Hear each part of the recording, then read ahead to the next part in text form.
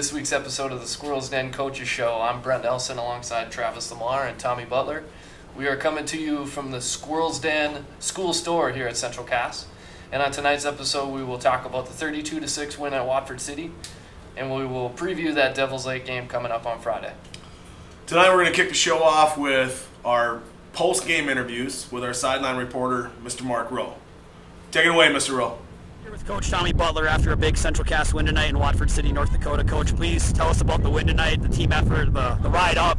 Tell us about the effort tonight, Coach. Man, well, first off, I thought our boys were absolutely outstanding. Home team, we talked about this on the coaches show last time, that the ride up, we thought that might be the team. Our guys just handled that perfectly. We came ready, they came focused, we came out right away. Had a couple of our first drive defensively, kind of gave up some third down plays on some penalties, but started off the game with a touchdown on opening drive, and our guys just battled the whole game. End of the game, we get some young guys, get a young guy, Owen Weirs was scoring a touchdown, so it was awesome getting everybody in there. It's a great team win. Another big one here next week. What are we going to look to improve next week with the Central Cass squad? I think it's just consistency. When we're consistent, we're good. When we clean up those mental mistakes, we're a good football team. So next week, that's what we're going to be preaching. It's going to be another big, tough physical game. Devil's Lake is a big team. They're going to bring it. So we got to be able to match that and exceed that. But then also, just not hurting ourselves. If we don't hurt ourselves, we're going to be.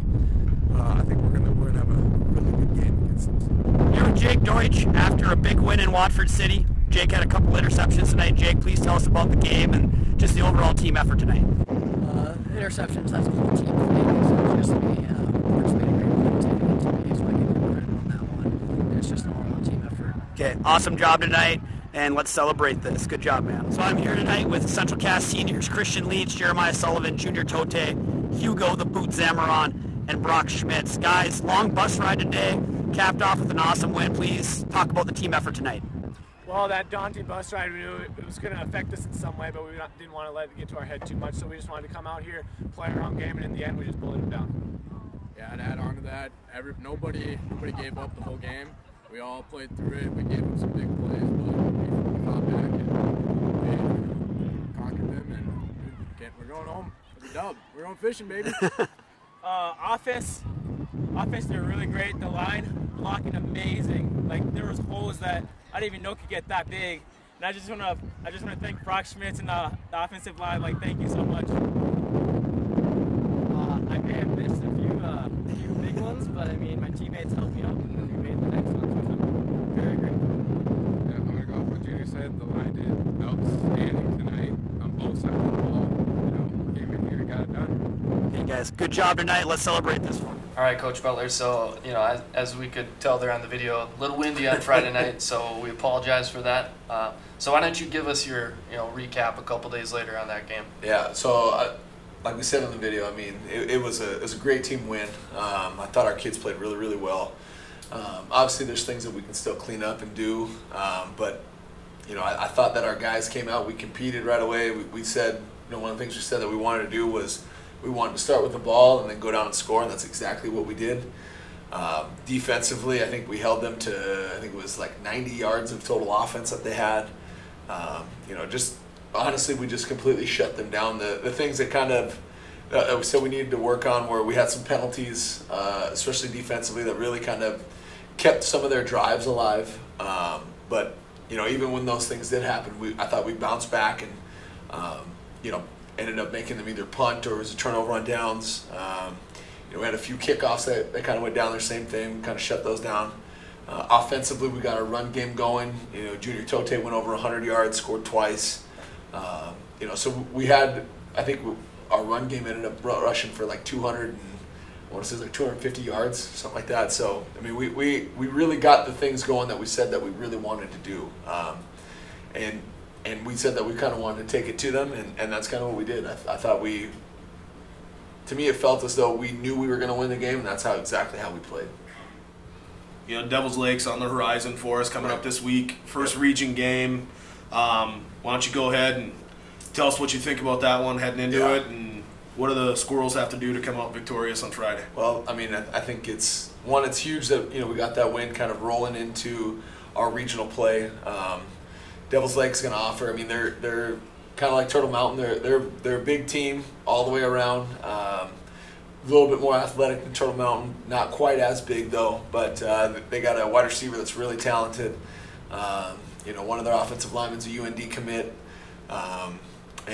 So I mean, they have some really good pieces on their team. But I think that we've shown that it doesn't matter how big you are. I mean, no team's going to be as big as Turtle Mountain. And I thought physically we played with them. Our kind of keys to success this week is again stopping the run. I mean, they're a heavy run team. Their quarterback's pretty athletic, so he can kind of get out of the pocket. We got to keep him in the pocket. Try to make them beat us throwing the ball. And then offensively, it's just doing what we continue to do, is just build on the success that we've had, get that run game going, and then like we talked about, just not hurting ourselves, not making those mistakes that we've done in the past. And I think if we can clean those things up, I really like the way that we're playing. Our practices have been going really good, so I'm really excited for this Friday. All right, coaches, we got some highlights here. We want to get your thoughts on what you see on these plays, so chime in with what you got. With our first play here, or our first touchdown, we knew we wanted to get a fast start. We had kind of driven the ball out a little bit, and we got them to suck down on our quick screens, and we felt like we could take advantage of their aggressive nature, and that's why we went with this pass. We just, it's just called trips H pass. Christian's got a pretty good arm. He's pretty good and accurate. Will's one of the fastest kids on our team, and we just let our athletes go out and try and make a play here. So this next one, this is Jake Deutsch here. This play actually really starts off with Jaden Bartz. Jaden Bartz is the corner here. Makes a great play on the ball, gets it knocked down, and then Jake ends up coming up with it from the hustle from the hash. And then we dang near almost score here. So I mean, great play there. On Tote's 9-yard run here, he just ends up just getting to the corner here and just ends up getting it with speed. Will has a nice block to kind of spring him into the end zone there, but just a lot of speed there. And then with Deutsch's interception, same thing. We're just playing cover 2. Jake reads that guy running to the middle of the field and ends up picking it. On this play here, this is our jumbo package. We go double tights. That's where we try and get big. They bring more pressure up the middle than what we can block. Brendan does a great job spinning out of it and trying to make a play.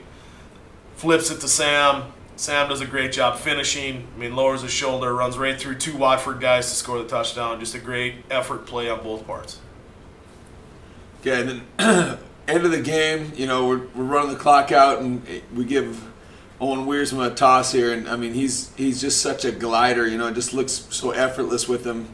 We got our young guys in here, and this is mainly their varsity defense that's out there. But we get this toss out to the right, and then Owen just sees this cutback lane and ends up just making some great moves. And then, like I said, talked about at the end, just a great finish with a dive into the end zone, and then celebrate. All right, so we were pretty much inspired by Coach Mike Leach. He's with the Washington State Cougars. He gave a pretty good soundbite of going through the Pac-12 mascots and who would win in a Battle Royale. Well, we're going to put our own spin on that. We're going to use the Class 2A football mascots. So, fellas, we got a Battle Royale. All of our mascots in Class 2A. For sure. Who you got and why? Well, I mean, I think if we start with, the Wapton Huskies. I mean, that's domestic dog. I don't know. I like Huskies. I think they're nice. Play well with kids. Sure. Yeah, I mean, this isn't a sled dog race, though. They're done. So since we got Huskies, would a Wolf, Watford City Wolf, would that be like a cancel out? Would they just take each other out, you think? Well, I mean, it's tough, because is it a wolf pack? Is it a one-man wolf pack? Is it the NWO wolf pack? Too sweet. It's just too sweet. It's them, it's tough. How sharp are their fangs, do you think, the wolves? Those are too many unknowns, I think. Okay. I think Highliners bridge. It's a bridge. I mean, can a bridge win a battle? I don't think so.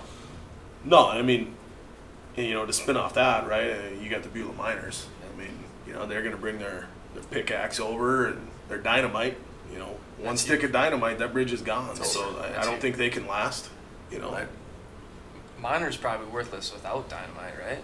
Yeah, I mean, and honestly, like once they're done with the bridge, I mean, they aren't messing with anything else. Yeah. They're probably just packing it up, bringing their lunch pail, and going home. Braves, formidable opponent though. I mean, that's tough. That's a tough one. There's no messing with the Brave. No. Blue Jays. I mean, it's a bird, right? Birds are gonna peck at you. Maybe swoop down. Give the old tower buzz once or twice. Then they're just gonna get bored and fly away. So they aren't sticking in it for the long haul. Right. Firebirds. Big question here. Are the birds on fire, or do they breathe fire? Is this a dragon? Or is it a dragon? Or are we just talking like a blue jay that can breathe fire? Well, I tell you what. I mean, if it's breathing fire, it's already got the Vikings number. I mean, if you ever watched How to Train a Dragon, I tell you what, those fire-breathing dragons on that show took care of the Vikings all the time. So Vikings are out, right? I think so. I mean, I think the Vikings could take care of some bison, right? I mean, they're going to take care of them. They're going to eat them up. They're going to be tired. Go take a nap. Here come the fire-breathing dragons. Boom, they're done. I mean, what kind of weapons does the Viking got? Is it like spears, or is it swords, or what are we talking here? Or is it just an unarmed Viking? Well, it's not like we're by an ocean or anything. I mean, Yeah. kind of take the boats out of the equation. So, All right. So I think they're out. Burrows.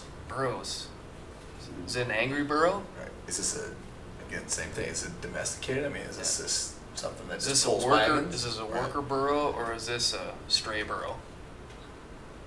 Big question. That's a mark. huge question. Same. The Saints. Yeah. I mean, what's a saint got? I don't know. I mean, I think you got to kind of channel your inner Harry Potter and see what kind of mythical powers those saints have. That's huge because, I mean, that's a big unknown. Right. Absolutely. Then at least one team. I mean, Yeah. the clear winner, I think, No doubt.